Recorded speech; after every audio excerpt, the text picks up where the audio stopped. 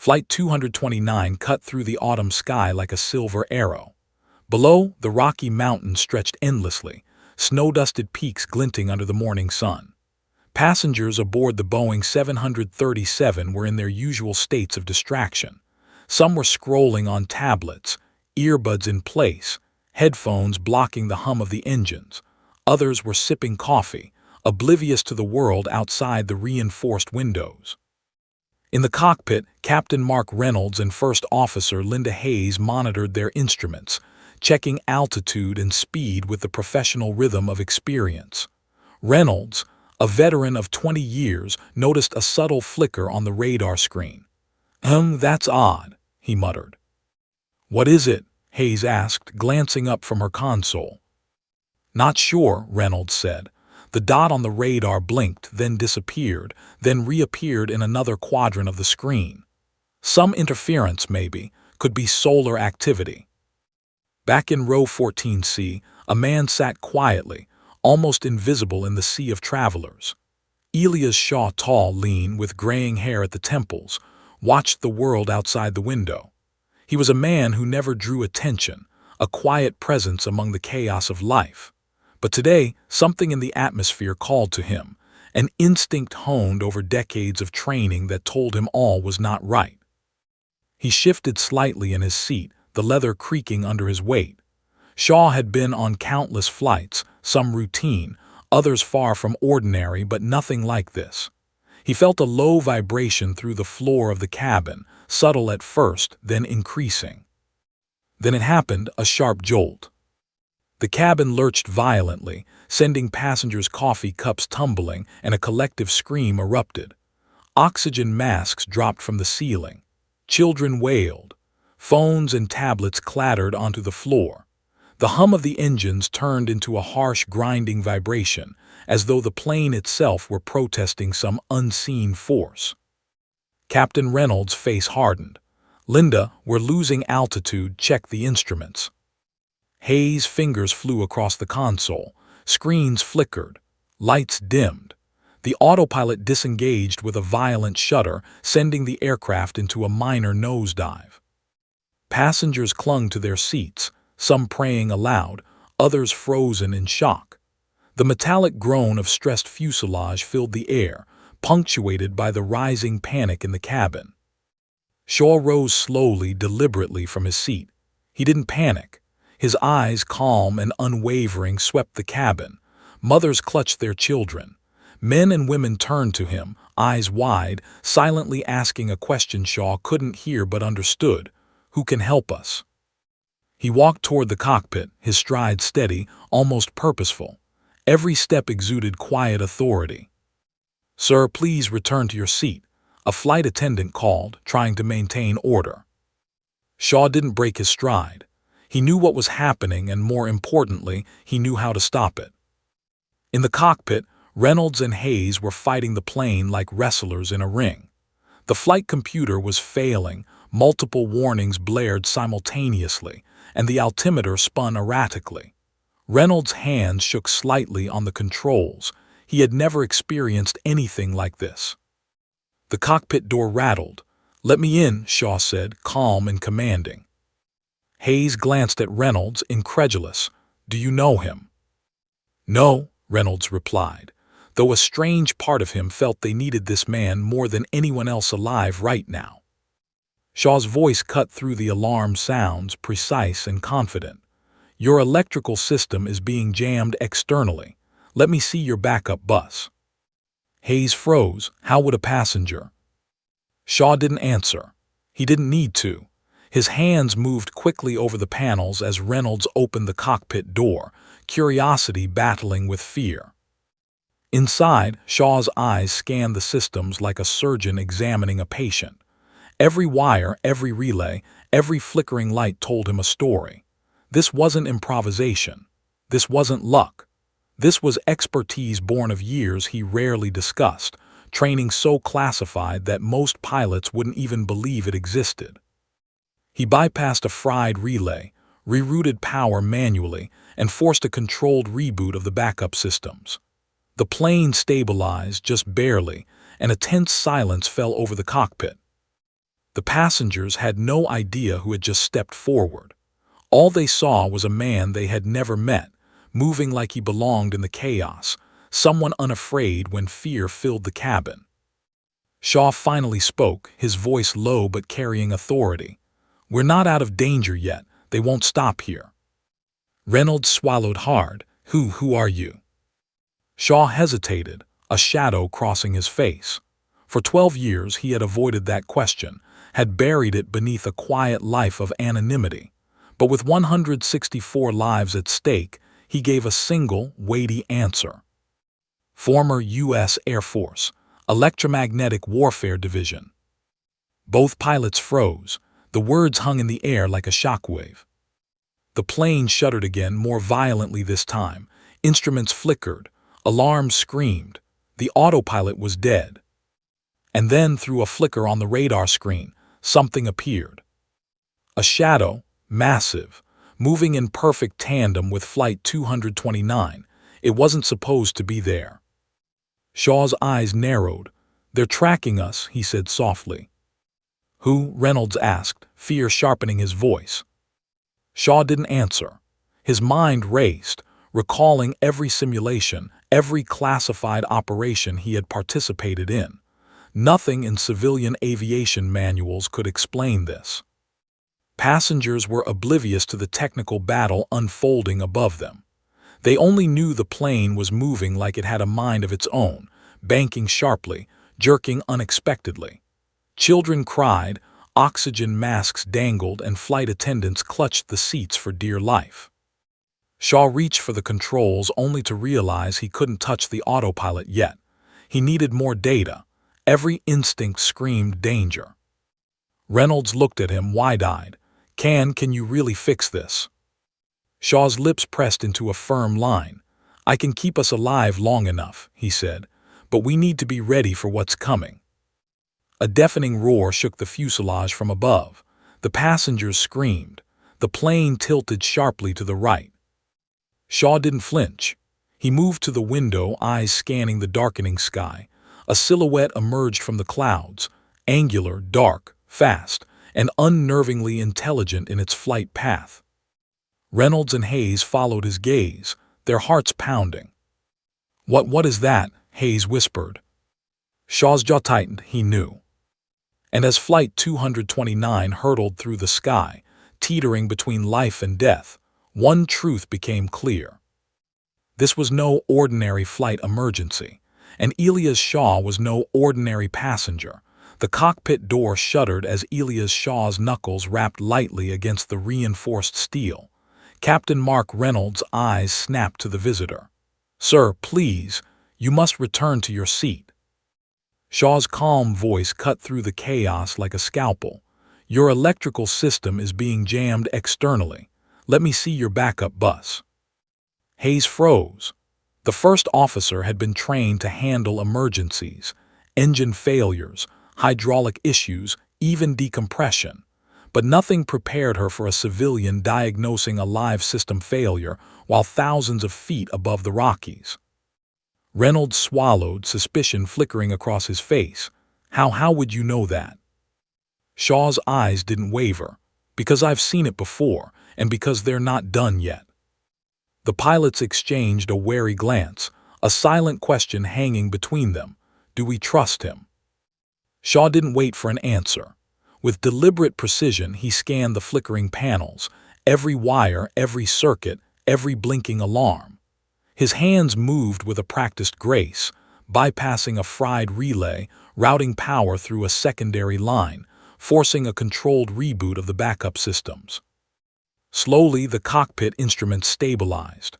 The autopilot remained dead, the navigation system flickering, but the plane leveled. For the first time since the incident began, the hum of controlled flight returned. Hayes' voice trembled. Who are you really?" Shaw hesitated. For 12 years, he had avoided that question. He had buried it beneath the cloak of anonymity, a civilian life far from the classified operations that haunted his past. But the lives of 164 people now rested on his shoulders.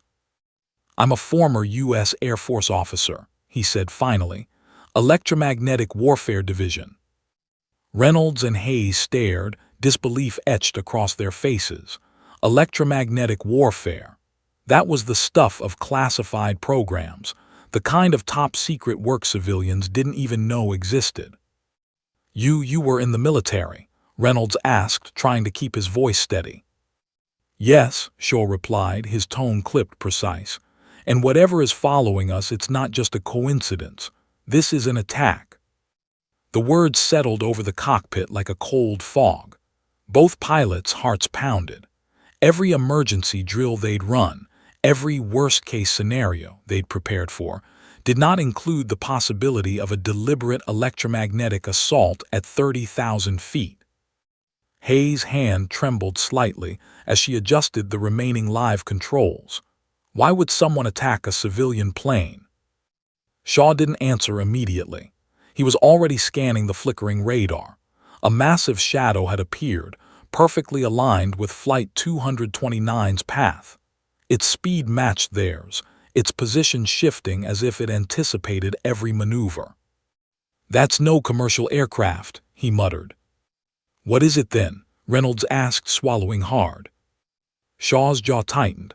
"Something I hoped I'd never see again." The plane shuddered violently, the engines groaning under sudden strain. Oxygen masks bounced from the ceiling. Passengers screamed, clutched at their seats, some crying aloud. Shaw's calm presence stood in stark contrast. He moved to the window, pressing his face against the glass, eyes scanning the steel sky. "The signal," he said softly. "It's using high-frequency electromagnetic pulses to interfere with our systems. They want to control the plane or bring it down." Hayes' face drained of color. And we can't communicate with anyone outside." Shaw shook his head. "Not yet. Any external transmission is being jammed. They're isolating us completely." Reynolds' hands tightened on the yoke. How do you know all this? You're a civilian." Shaw turned, and for the first time his eyes betrayed the weight of his history. "I'm not a civilian. Not really. Not for what they're capable of. My call sign, my real identity, is something I left behind years ago, and I hoped I'd never have to use it again." The cockpit was silent, except for the faint whine of the engines and the occasional warning beep. The reality of the situation pressed down like a physical weight. "Are you saying this is military-grade technology, and someone is using it on us?" Hayes whispered. Shaw nodded grimly. "Yes, and we're sitting ducks until we figure out who." The radar flickered again, revealing the shadow craft.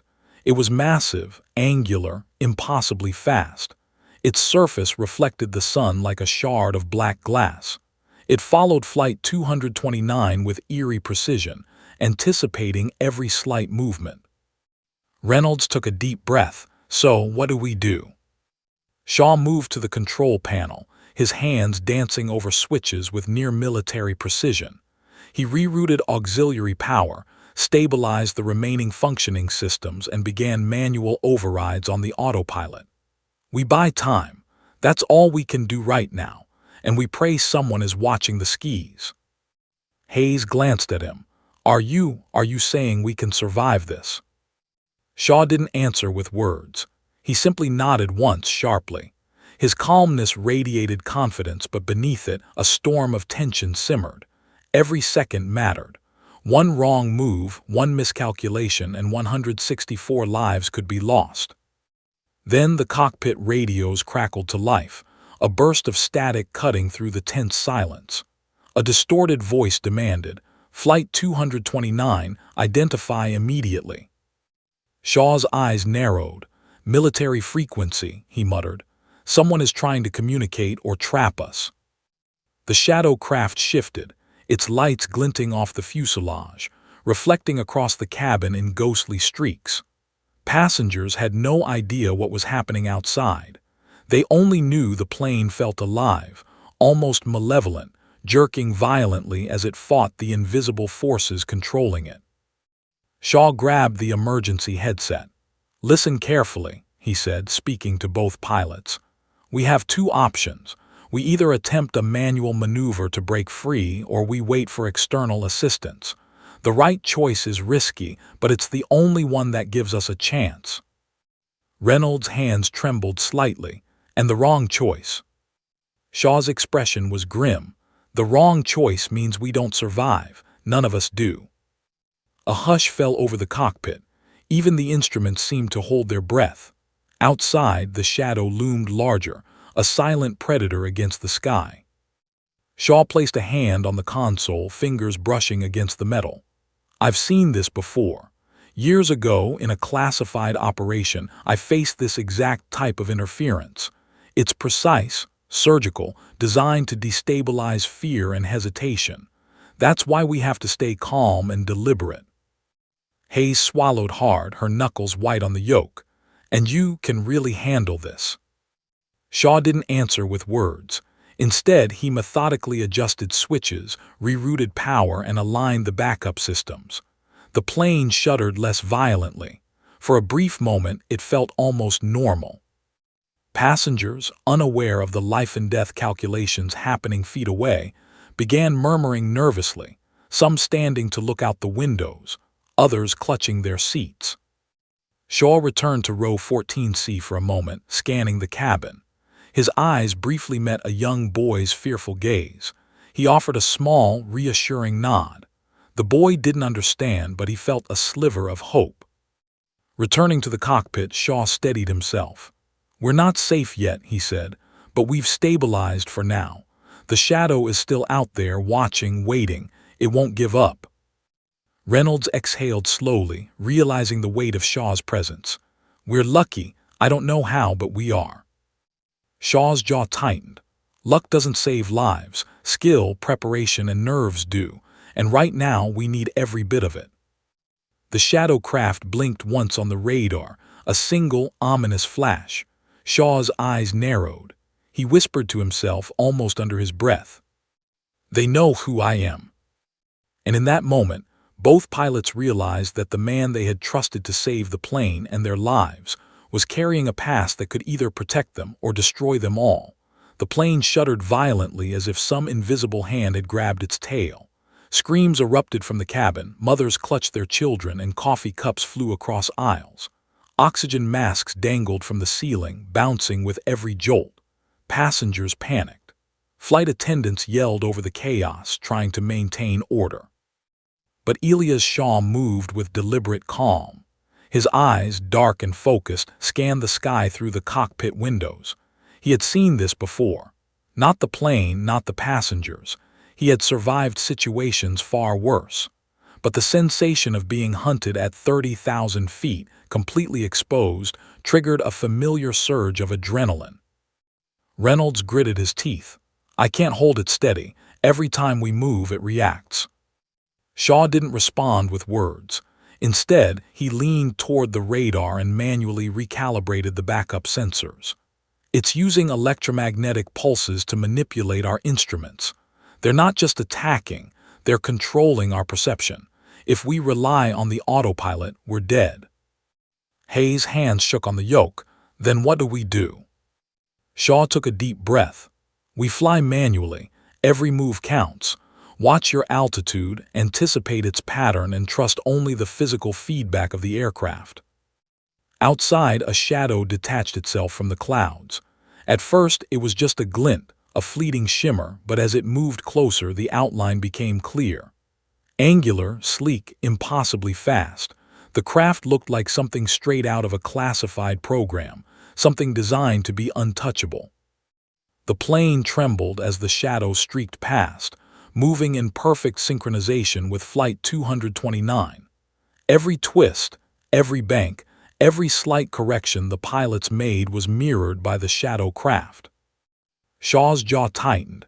"It's studying us, learning us. It knows our limits, and it's preparing to exploit them." Reynolds swallowed hard. Exploit them." Shaw didn't answer. He was already at the control panel, rerouting auxiliary power, bypassing circuits, stabilizing what instruments he could. His fingers flew across switches with a precision only decades of military experience could provide. A deafening sonic boom rattled the fuselage and the plane lurched sharply. Oxygen masks swung violently. A mother clutched her child to her chest, eyes wide in terror. "Brace yourselves," Hayes yelled, instinctively following Shaw's lead. Shaw pressed his face to the window. Moonlight glinted off the shadow's surface. It wasn't a drone. It wasn't a commercial plane. It wasn't a fighter jet. Its sheer size and fluid agility betrayed an origin that could only exist in the most secretive military programs. "It's real," Shaw muttered under his breath, "and it's here for us." Reynolds looked at him. "You know it." Shaw's eyes didn't leave the sky. "I've seen this design before years ago, in a program they said was decommissioned. This should not exist." Hayes' breath caught in her throat. "Then who controls it?" Shaw's lips pressed into a firm line. "Someone who knows me. Someone who knows exactly what I can do and wants to test it." The plane's engines groaned under sudden strain as the shadow craft made another pass, a near miss that sent the fuselage rocking violently. The passengers screamed, thrown against their seatbelts. Shaw's hands moved quickly. He engaged the remaining functional manual systems, stabilizing the plane. "We have one chance," he said, voice low but commanding. "If we make a mistake now, we lose everything. Altitude control first, then lateral adjustments. Do not rely on instruments that flash red. They're lying to you." Reynolds' eyes widened. "Lie?" Shaw nodded. "Yes, it's warping our perception. It wants us to panic, to make a fatal mistake." Outside, the shadow moved closer. Its lights flashed intentionally. Shaw couldn't tell, but instinct screamed that every maneuver it mirrored was deliberate. The craft wasn't just following them. It was hunting, learning, anticipating. Shaw grabbed the emergency headset. "Mayday isn't an option. They're jamming comms. We're on our own. If we survive, it will be because we anticipate, not react." Hayes' hands were clammy on the yoke. How do we anticipate it?" Shaw's eyes never left the shadow. "By predicting patterns. They always follow rules even when they look chaotic. Study the movements, find the repetition, and then exploit it." The next pass was the most aggressive. The shadow swooped close enough that the reflections from its surface shimmered across the cockpit, painting Shaw's determined face with eerie light. The plane groaned under the pressure. "Hold your altitude," Shaw barked. "Ignore the screens, feel the plane." Passengers were screaming now, some praying aloud, some crying. Flight attendants clutched seatbacks, holding on for dear life. The cabin felt like a war zone. Shaw's mind raced, calculating vectors, predicting the shadow's next move. He adjusted minor control surfaces with subtle shifts, forcing the plane into a gentle bank, just enough to throw off the shadow's synchronization. It worked for a moment. The shadow hesitated, its path slightly disrupted, but then it accelerated, almost laughing at the feeble attempt to confuse it. Shaw gritted his teeth. "It's testing us, probing for weakness." Suddenly, the radar flickered to life, a single blip in the clouded darkness. Shaw leaned closer. "There," he muttered. "That's the ventral node. That's the core of their jamming system. Hit that and we might regain some control." Reynolds glanced at him. "And if we miss?" Shaw's eyes hardened. "Then we're finished. There's no second chance." Outside, the shadow craft banked again, perfectly synchronized, a predator to their prey. Every movement, every shake of the plane was calculated to induce panic. Shaw took a deep breath. He closed his eyes for a brief second, recalling every classified operation, every drill, every split-second decision he had been trained for. He visualized the plane, the shadow, the passengers. Opening his eyes, he whispered almost to himself, "We fight, and we survive." He reached for a secondary manual override. "Linda," he said, his voice calm but with steel underneath, "I need you to climb by 200 feet and maintain a 3-degree bank to the right. Mark, hold steady. Trust me." Reynolds nodded, trusting Shaw despite the impossibility of the situation. The plane responded, trembling violently as it adjusted. The shadow craft's trajectory wavered slightly, just enough. "Now," Shaw barked, engaging a precise electrical pulse from the auxiliary line, sending a temporary countersignal to the shadow craft. Its lights flickered, and for a brief heartbeat it hesitated. Time seemed to stretch. Every second dragged like an eternity. The passengers didn't know the near-death battle happening inches from their seats. And then, almost impossibly, the shadow craft pulled back, moving slightly away from Flight 229, as if reassessing, waiting for the next move. Shaw exhaled, though only slightly. The plane stabilized. He turned to Reynolds and Hayes. "This isn't over," he said. "They're watching, they're learning, and they will come back." Hayes' voice was barely audible. We survived." Shaw's gaze remained on the clouds outside. "For now, but the real fight hasn't begun." Reynolds leaned back in his seat, exhausted, sweat on his brow. You saved us." Shaw shook his head. "We saved ourselves, I'm just the guide." The cabin settled, though tension still hung like a storm cloud. Passengers murmured, unaware of how close they had come to disaster. Some looked at Shaw, sensing something different about him, a calm presence amid chaos, but they didn't know why. Outside, the sky darkened as clouds rolled in. The shadow craft remained at a distance, watching, waiting, its silhouette barely visible. Shaw's jaw tightened. He knew it wasn't done. It never would be. Because this was personal. And only one person aboard Flight 229 had the skills, the knowledge, and the courage to face it head-on. Elias Shaw. The cockpit hummed with barely controlled energy. Flight 229 had stabilized, but only just. The shadow craft hovered like a predator on the radar's edge, a silent reminder that every second was borrowed. Shaw's fingers moved with precision over switches, rerouting auxiliary power, calibrating backup systems. He didn't glance at the instruments. They were lies, manipulated by an outside force. He felt the plane, the vibrations, the subtle shifts that revealed truth more clearly than any display. Reynolds swallowed hard, trying to steady his shaking hands. "Elias, if that thing hits us, we're done." Shaw's jaw tightened. "Not if we stay ahead. If we anticipate, we survive. If we react, we die." Outside, the shadow craft pulsed with unnatural light. Every flicker, every angle of its surface screamed intelligence, a calculated menace. It wasn't an accident, nor a rogue drone. It was tactical, precise, and horrifyingly familiar.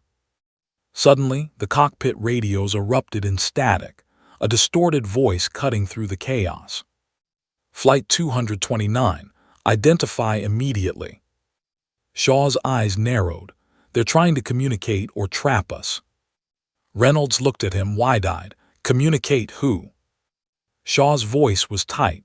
"Someone with military-grade control over this craft. It's not random. It knows me." Hayes swallowed, voice trembling. "Knows you how?" Shaw took a deep breath. "Years ago, I was part of a top-secret Air Force program. We designed autonomous interception systems. Aircraft like that one. It was classified, decommissioned, or so they said.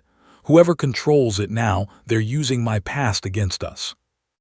Reynolds blinked. "Your past?" Shaw didn't answer immediately.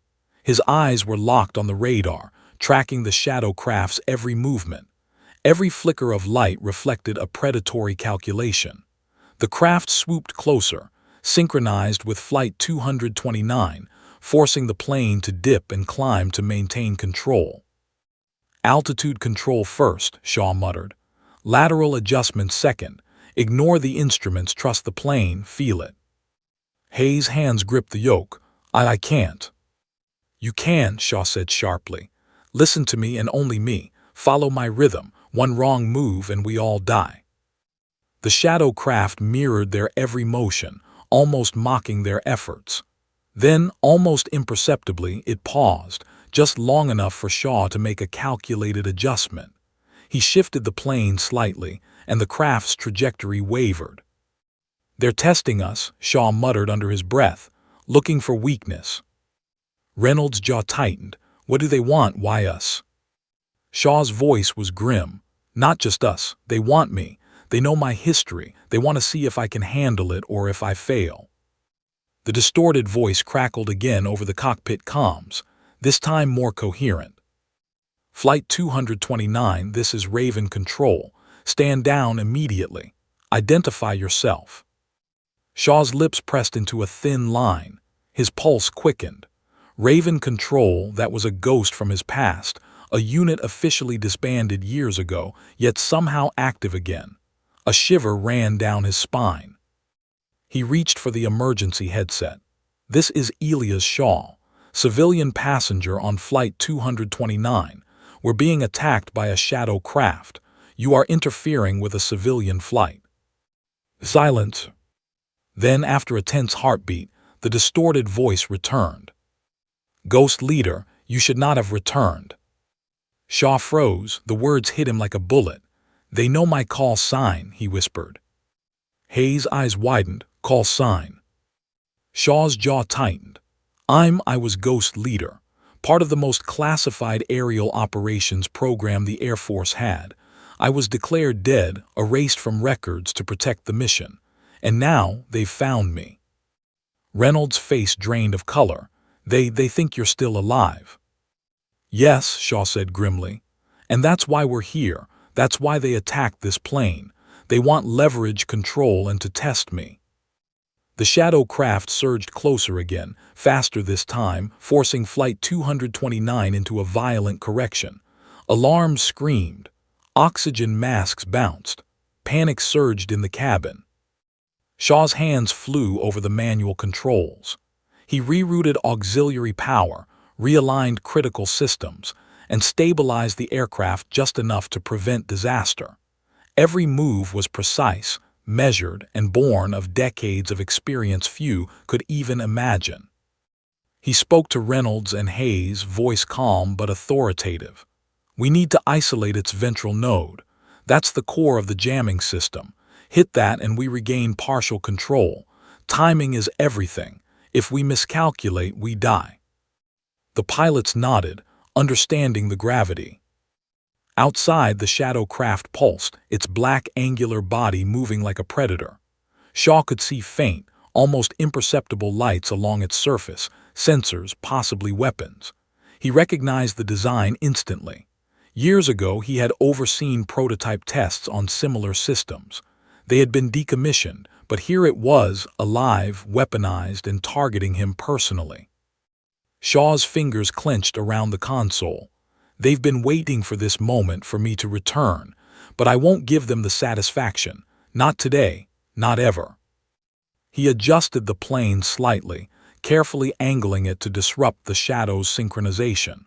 For a brief instant, the craft hesitated, a pause that revealed its intelligence. It wasn't just machinery. It was calculating, learning, anticipating. Linda, Shaw barked. Altitude 200 feet up, maintain a 3-degree bank. Mark steady, trust me. The plane responded, trembling, but the shadow craft's movements wavered slightly. Shaw had bought a moment, just enough to prepare the next move. Then, almost impossibly, the shadow emitted a high-frequency pulse. Lights in the cabin flickered, alarms screeched, passengers screamed. The plane shuddered violently. Shaw's jaw tightened. They're escalating. He reached for the auxiliary line. A controlled counterpulse surged through the plane, just enough to interfere with the shadow craft's guidance temporarily. Its lights blinked erratically. For a heartbeat, it faltered. Shaw exhaled, a fraction of relief, but his eyes remained on the radar. The danger was far from over. They're not gone, he said. They're just recalibrating. They will strike again. Reynolds, wiping sweat from his brow, muttered, I don't know how you're doing this, but thank you. Shaw's eyes hardened. Don't thank me. Surviving this isn't about gratitude. It's about precision, timing, and nerves. And we're not finished yet. Hayes whispered, voice trembling, Who would do this? Shaw's eyes darkened. Someone who knows the rules I once lived by. Someone who knows the past. and now they're forcing me to face it. Outside, the clouds shifted, the sun glinting off the shadow craft like a shard of black steel. It had paused, watching, calculating, waiting for its next move. Shaw's gut tightened. He knew instinctively that this moment, the pause, was the calm before the storm. He pressed his lips together, eyes scanning instruments and horizon. Every second counted. Every decision was life or death. For the passengers, it was a terrifying, unexplainable flight. For Shaw, it was a battlefield at 30,000 feet, a war between a man who had been declared dead and the legacy he had once commanded. And in that suspended moment, as the plane stabilized just enough to give them a chance, one truth became chillingly clear.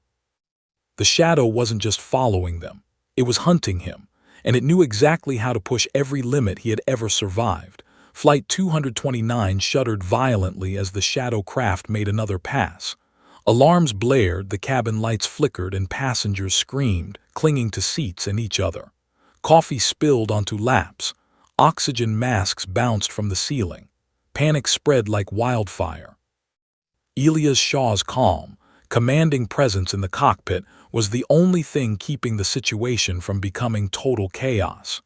His hands moved quickly, expertly rerouting auxiliary power, bypassing failing circuits, and stabilizing the remaining functional systems. "We're losing flight control," Captain Reynolds shouted, gripping the yoke with white-knuckled tension. Shaw's eyes scanned the cockpit, the instruments, the radar blips, and the erratic power surges. "I know, but if we react with fear, it'll kill us faster. Focus. Feel the plane, not the lights." Hayes adjusted the manual controls as Shaw instructed, following every precise word. It's like it knows exactly what we're going to do," she muttered. "That's because it does," Shaw replied grimly. "They're using my old programs against me. I trained pilots and AI for this kind of interference. They know how I operate, how I anticipate, and they're exploiting it." Outside, the shadow craft surged closer again, the angular black form cutting through the clouds with terrifying precision. Its lights flashed along the surface in pulsing patterns, almost like a predator taunting its prey. Shaw pressed his lips together. He knew what this meant. They were being tested, probed, pushed toward a fatal mistake. "The engines are faltering," Reynolds said, tension sharpening his voice. "We're down to 80% on the right and 75 on the left. One more hit like that last pass." Shaw didn't wait for the end of the sentence. He slammed his hand on the manual override panel, rerouting power to the critical systems. Sparks flew, panels flickered, but the plane responded. Slowly, carefully, it steadied. "Better," Shaw said, but his voice was tight with concentration. "But not good enough. We need to anticipate the next move." The shadow craft banked sharply, creating a gust that rocked the fuselage. Oxygen masks swung violently. A mother screamed as she held her child to her chest. Flight attendants clutched the seats, trying to stabilize themselves and the passengers. Shaw's jaw tightened. "They want a panic response. Don't give them one. Steady your inputs, use only controlled movements. One wrong correction and they'll bring us down." He grabbed the emergency headset and spoke directly into it, eyes scanning the shadow craft. "We need to isolate the ventral node. That's the jamming core. If we disable it, we regain some control." Reynolds swallowed hard. "And if we miss?" Shaw's eyes narrowed. "Then we're finished. There's no second chance." The shadow craft surged again, closer than ever, sending electromagnetic waves through the fuselage. The plane shuddered violently. Lights flickered. Passengers screamed. Shaw's hands danced across the switches, rerouting every remaining live circuit, keeping the plane barely in the air. "They're trying to force a landing," he said grimly, voice low. "And if they succeed, the plane doesn't survive. Neither do we." Hayes looked at him wide-eyed. Why us? Why this flight?" Shaw's lips pressed into a thin line. "Because I'm on it. They know me. They know I can handle this. They want to see if I fail." Reynolds' hand tightened on the yoke. We have passengers. This isn't a training mission. Shaw's eyes flicked to the shadow craft outside the window. Exactly. That's why failure isn't an option, and it's not just about us anymore. It's 164 lives on this plane. Every single one counts. The plane groaned under the stress, instruments flashing red, warning lights screaming. Shaw's mind raced. He remembered every classified operation he had ever participated in, the drills, the simulations, the countless hours anticipating attacks just like this. He relied on muscle memory, instinct, and decades of experience, all converging in this impossible moment. Hold your altitude, Shaw barked at Hayes. Steady your inputs. Mark, don't overcorrect, trust me. The shadow craft responded instantly, its lights blinking in a rapid, almost mocking rhythm. Shaw recognized the pattern, a calculated probe analyzing their reactions, waiting for a mistake. He exhaled slowly despite the tension. They're learning us, he said under his breath, but we can learn them too. Shaw's hands moved across the manual override. He engaged a counter-frequency pulse, a precise burst of energy designed to disrupt the shadow craft's guidance momentarily. Its lights flickered violently. For a heartbeat, it wavered. Passengers screamed as the plane rocked violently from the sudden surge. Shaw's eyes were unwavering. We've bought a moment, he said. Now we act, full manual control, ignore the instruments. Reynolds and Hayes followed, hands trembling but synchronized with Shaw's commands. The plane responded, stabilizing under Shaw's expert guidance.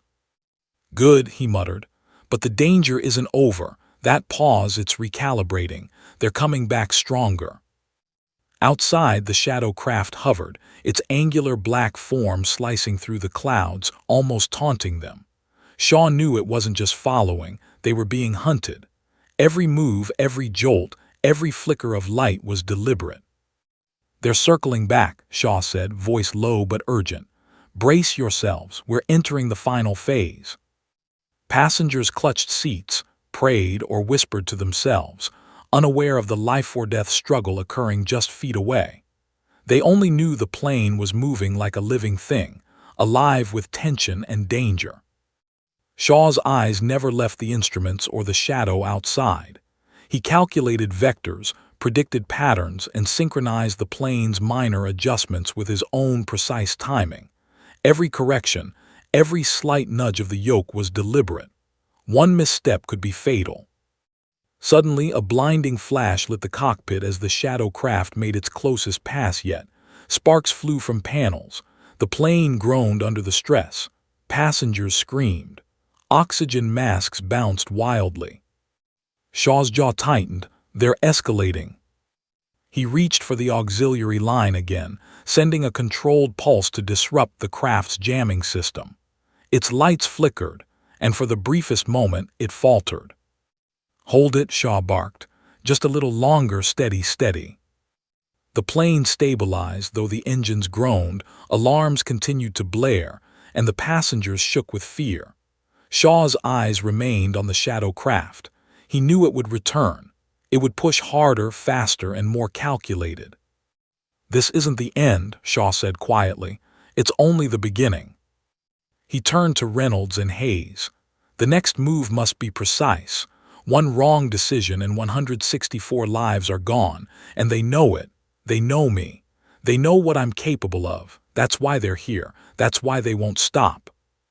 The cockpit fell silent except for the hum of the engines, the intermittent beeps of malfunctioning instruments, and the faint roar of the shadow craft circling above.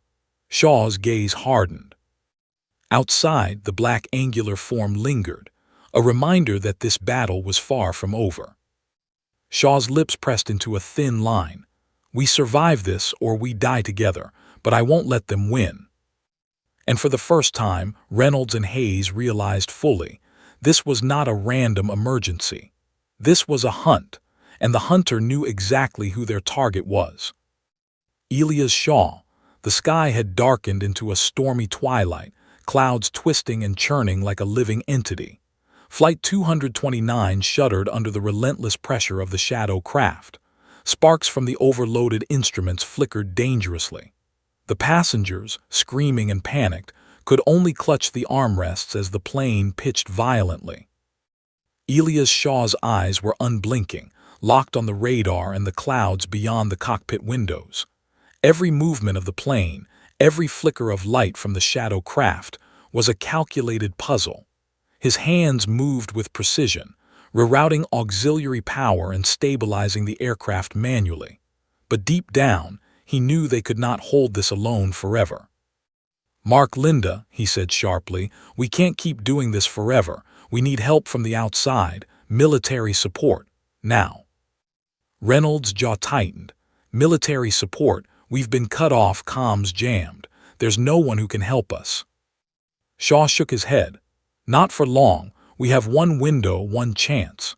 He reached for the emergency frequency channels, tapping into the last backup comm line he had used in his classified operations. Static hissed through the headset, then a voice finally emerged, distorted but authoritative. "This is NORAD. We are tracking the interference. We have a visual on your location. Hold steady. Support is en route."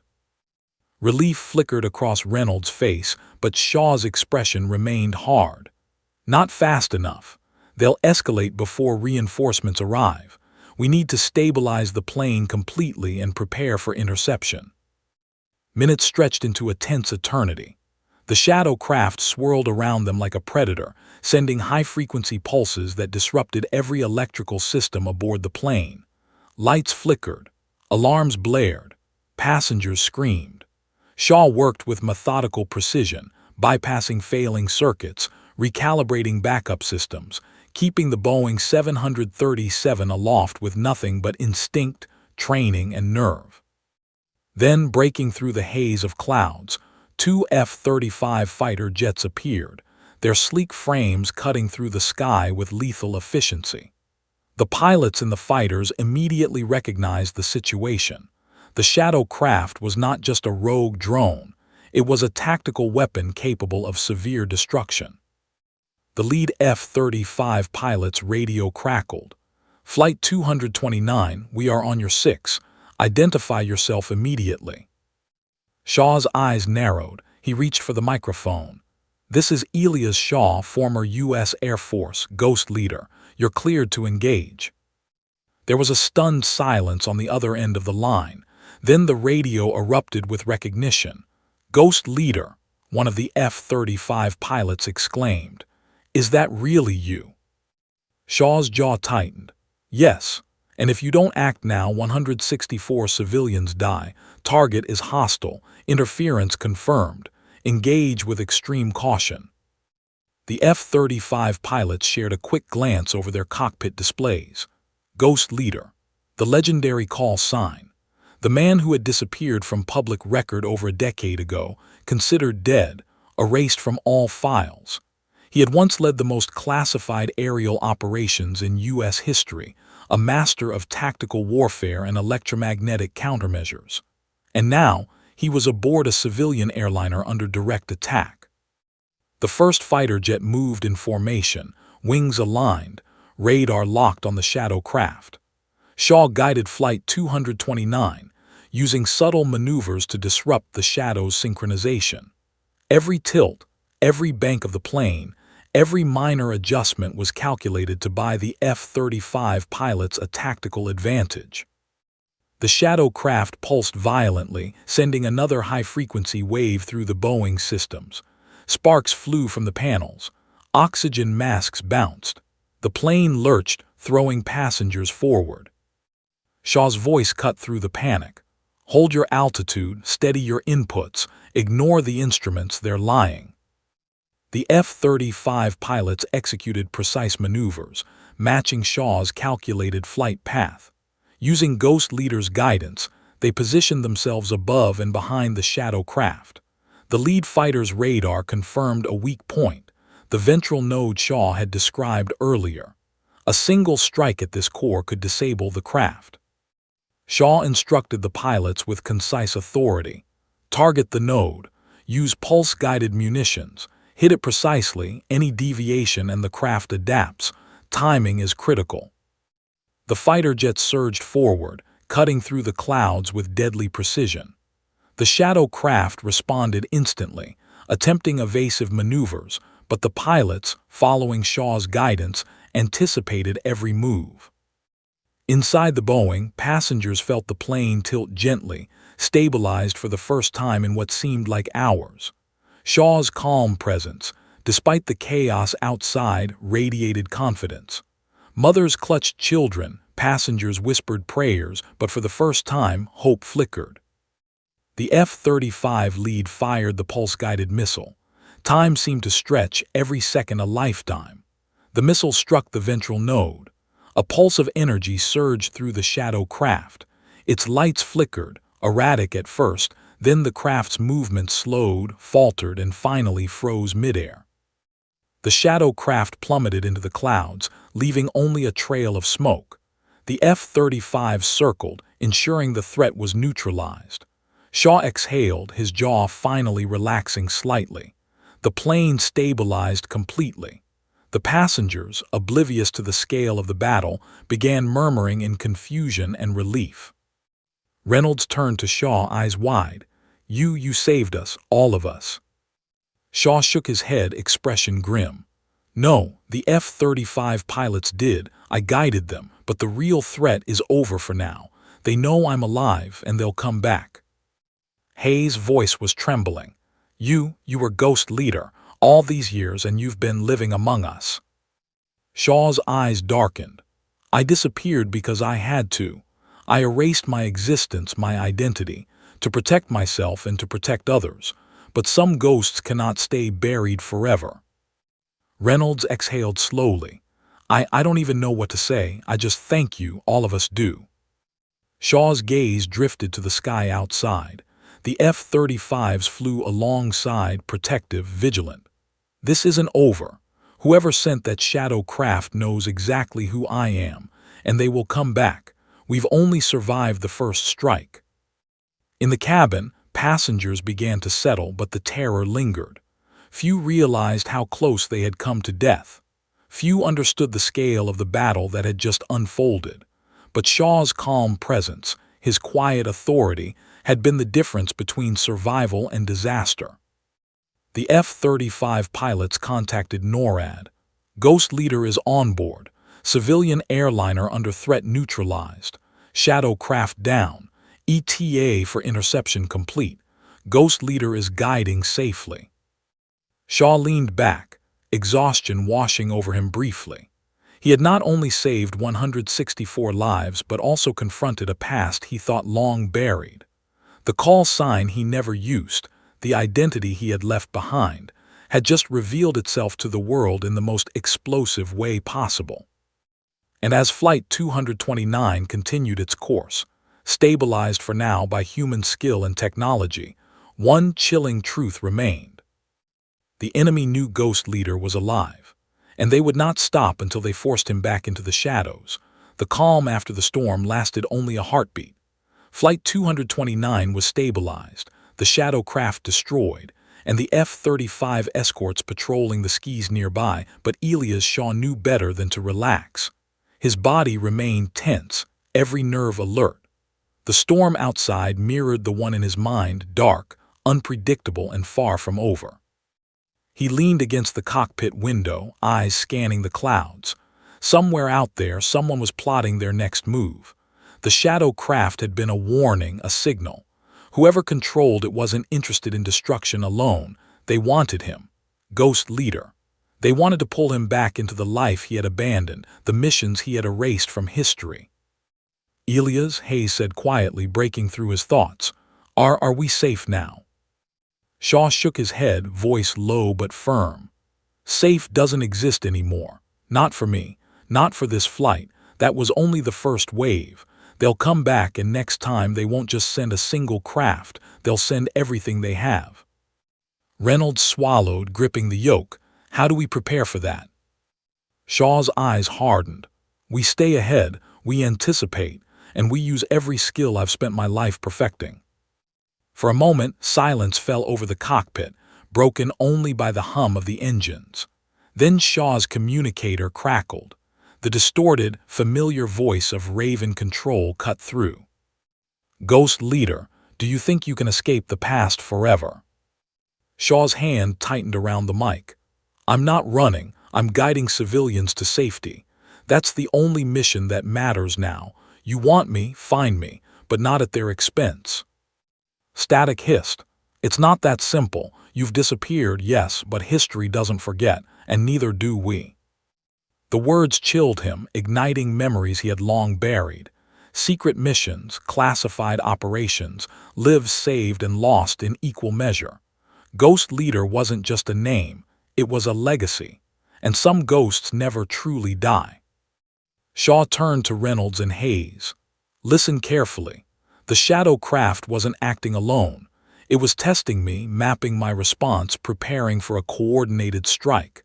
That means there are others, units, technology people, who know exactly how to challenge me. We have to be ready for anything." Outside, clouds thickened. The sun dipped below the horizon, casting an eerie twilight over the mountains. The F-35 Escorts kept a tight formation, their pilots aware of the magnitude of the threat but reliant on Shaw's guidance. Inside the cockpit, Shaw's focus sharpened. He ran through contingency plans at lightning speed, visualizing attack vectors, potential weaknesses in both the plane and the shadow technology. Every failure he had endured in classified operations replayed in his mind, not as memories, but as lessons. Suddenly the radar flickered. Another blip appeared, small but unmistakable, a second craft, faster, sleeker, approaching from the west. Shaw's pulse quickened. "They're escalating," he muttered. "The first was a warning, this one is a strike." Reynolds' voice trembled. "What do we do?" Shaw's eyes narrowed. "We fight smart. No panic, every maneuver must be precise. We can't afford errors. Follow my lead." Hayes swallowed, hands gripping the yoke. "And if we can't?" Shaw's gaze was unyielding. We have to." The second craft surged closer, its sleek black silhouette almost mirroring the first. Shaw recognized the design immediately. It was another iteration of the Shadow program, more advanced, more aggressive. This wasn't just a test, it was a trap. He relayed commands to the F-35 pilots. "Split formation. One intercept above, one below. Draw it into the open. Do not engage directly until I give the signal." The F-35s moved like shadows themselves, weaving through the clouds in a deadly ballet. Shaw's calculations guided every movement, every shift in altitude, every turn. Flight 229 responded to his instincts, banking gently, avoiding turbulence, keeping the civilians as stable as possible. The approaching craft pulsed with energy, sending electromagnetic interference through the Boeing systems. Lights flickered, instruments blinked, and alarms screamed. Passengers clutched seats, whispering prayers. Shaw's calm voice cut through the chaos. "Ignore the screens, feel the plane. Trust only your hands, your instincts, your training." For the first time, he allowed himself a thought about the lives aboard Flight 229, 164 souls, unaware of the battle unfolding just feet away from them. Every decision he made, every maneuver, every pulse he sent was not just to protect himself, but to ensure they survived. The second craft mirrored every subtle movement of Flight 229, testing, probing, pushing. Shaw identified a pattern, a subtle timing in the way it reacted, a small, almost imperceptible delay, a window. "There," he whispered, pointing at the radar. "The node, that's the weak point. If the F-35 hits it now, we can disable it before it learns anything else."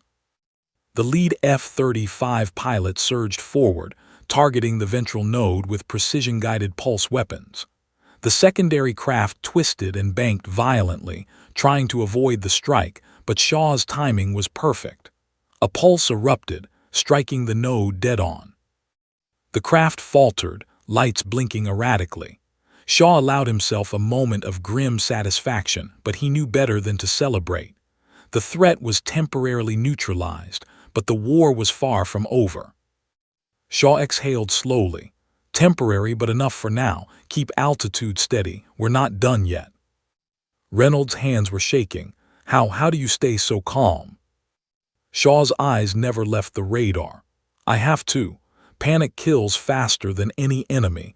Every second counts, and we have to use them wisely. The F-35s flanked Flight 229, guarding against further threats. Shaw allowed himself a brief glance at the cabin. Passengers were terrified but beginning to sense safety, their fear tempered by the F-35's presence. Mothers held children tightly. Flight attendants reassured passengers as best they could. But Shaw knew the calm was fragile. The enemy wasn't done. They would strike again, harder, faster, smarter. And when they did, he would have to face the full weight of his past, the missions, the ghosts, the enemies who had never forgotten him. He leaned back in his seat, jaw tight, mind racing. Ghost Leader was no longer a name buried in classified files. He had returned, alive, guiding civilians through an impossible storm, confronting enemies who knew him better than he had hoped. And as the night sky darkened, clouds swirling like a living entity, Shaw made a silent vow. They would not take him. They would not take Flight 229, and they would not win, not while he still drew breath. The shadow of his past loomed large, but Elias Shaw, Ghost Leader, was ready to face it fully, because failure was no longer an option. The night sky was a swirling chaos of clouds and lightning, but Elias Shaw, Ghost Leader, remained unnervingly focused. Flight 229 was stabilized, the F-35 Escorts patrolling above and below, and the passengers, though terrified, were momentarily safe. Yet Shaw knew the final confrontation was inevitable. The shadow craft had been a warning. The second iteration, a strike test, had revealed their determination. Now the final wave approached. Radar blips indicated multiple craft emerging from the darkness, faster and more aggressive than the last. Shaw's jaw tightened. This wasn't just an attack, it was a declaration. Reynolds Hayes, he said sharply, voice calm but edged with steel, we're entering the kill zone. Every maneuver you make must be precise. Every input counts. One misstep and... I know, Reynolds interrupted, white-knuckled, gripping the yoke. Good, Shaw replied. We have 164 lives on this plane, and we will protect them no matter what. The approaching craft surged through the clouds. Their black, angular bodies shimmered with deadly intent. Shaw's eyes flicked to the radar, calculating trajectory, speed, and angle. He recognized the pattern, a coordinated strike, designed to trap Flight 229 in a crossfire of electromagnetic interference. F-35s form up, engage simultaneously, draw them apart. Use coordinated pulse strikes, Shaw instructed over the comms. The lead F-35 pilot's voice crackled with tension. Understood, Ghost Leader. Engaging now. Shaw's fingers danced across the manual overrides, stabilizing the Boeing's delicate systems. Sparks flew from overloaded circuits. Alarms screamed in warning, but Shaw maintained absolute control. His voice cut through the panic like a beacon. Passengers, brace yourselves. Hold tight. Trust the crew, he said, eyes never leaving the radar. The shadow craft lunged. The first F-35 engaged, firing pulse-guided weapons at precise nodes Shaw had identified. The craft twisted violently, evading the strike, but not enough. Sparks and bursts of energy erupted, and one of the craft faltered, spinning out of formation. Good, Shaw muttered, but the others are smarter, faster, more deadly. Flight 229 shuddered under the sudden turbulence from the craft's maneuvers. Oxygen masks bounced. Screams filled the cabin. Shaw's gaze shifted to the passengers briefly, mothers clutching children, flight attendants trying to calm terrified travelers. Every life on board was a responsibility he would not abandon. The second shadow craft surged, faster than before, attempting to mirror Flight 229's every move. Shaw's eyes narrowed. They're adapting. They're predicting our reactions. Reynolds gritted his teeth. We can't outmaneuver them forever. Shaw shook his head. We don't have to, we outthink them. He engaged the auxiliary line, sending a controlled pulse through the plane that interfered with the shadow craft's synchronization. Its lights flickered violently. For a moment, the craft wavered, hesitated. That's it, Shaw exclaimed. Now F-35s fire simultaneously, target all nodes. The pulse-guided missiles surged toward the craft. Explosions of energy lit the stormy night, each strike precise, calculated. The craft twisted violently, then one by one faltered. Sparks erupted, lights blinked erratically, and finally the shadow units plummeted into the storm clouds, leaving trails of smoke behind. Shaw exhaled, jaw tightening. Flight 229 stabilized completely. The passengers, unaware of the full scale of the battle, murmured in confusion and relief.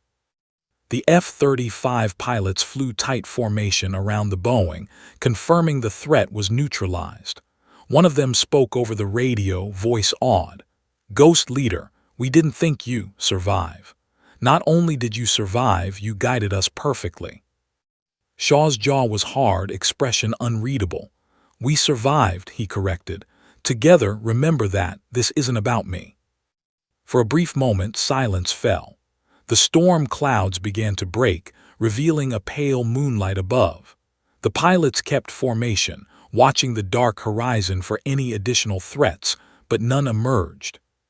Shaw allowed himself a moment of relief, though his mind remained alert. He had faced his past, confronted the enemies who thought him dead, and protected 164 lives. But the lessons of his former missions reminded him that peace was always temporary. He turned to Reynolds and Hayes. "You did well. The passengers are alive because you trusted my instructions. Never underestimate coordination under pressure. That's the difference between life and death." Reynolds, still pale from the adrenaline, nodded. I don't even know how to thank you. You saved all of us." Shaw shook his head, gaze distant. "No thanks. Survival isn't about gratitude, it's about precision, anticipation, and courage. You did what mattered, that's enough." Hayes exhaled slowly, voice trembling. "Ghost leader, I can't believe you're real, you're here." Shaw's eyes softened briefly. "I've never left, I've just moved in shadows. Today you saw me, but tomorrow I may disappear again." Reynolds glanced at the cabin. Passengers were beginning to calm, whispering among themselves, relieved. But Shaw knew the truth. They had no idea what had truly happened, how close they had come to death, or the decades-long legacy that had guided their survival. A sudden communication crackled in the cockpit. "Raven Control. Ghost leader, your presence has been confirmed. You've handled the threat impeccably. Mission success. The United States owes you." Shaw interrupted. "No debts. I did what had to be done. That's all that matters." For the first time in years, he allowed himself a brief, weary smile. Flight 229 was safe. The shadow program neutralized for now. And yet, in the back of his mind, he knew the war was never truly over. Ghost leader would always exist, always be hunted, always be ready. Outside, the moonlight glinted off the F-35s as they escorted Flight 229 through the clouds. The night was calm, but Shaw's senses remained sharp. One lifetime of missions had taught him that danger could return in an instant. But tonight, for the first time in a long time, he allowed himself a moment of quiet triumph. He turned to the pilots one last time. "Keep them safe, that's your priority. We've done enough tonight." The F-35 leader replied, voice steady. "Understood, Ghost leader. You've set the standard no one could match." Shaw leaned back, eyes scanning the horizon, a phantom in the cockpit, protector and ghost intertwined. He had saved 164 lives. He had faced the enemies who had thought him dead, and he had reminded the world and himself that some legends never die. As Flight 229 flew toward safety, passengers slowly began to relax. Children slept, parents held them close, unaware of the battle waged above the clouds. Shaw's figure remained composed in the cockpit, a silent guardian who had returned from the shadows to ensure life survived. And somewhere in the distance, beyond radar, beyond comprehension, the remnants of the Shadow program had been destroyed, or at least delayed. But the world now knew one undeniable truth. Ghost Leader was alive, and anyone who thought he could be erased had been proven wrong. The storm finally broke. Moonlight bathed the fuselage of Flight 229 as it soared safely over the horizon. Shaw's jaw relaxed. For now, the mission was complete. 164 lives were saved. The ghosts of his past had been confronted, and for the first time in years, Ghost Leader allowed himself a breath. Before the shadows returned,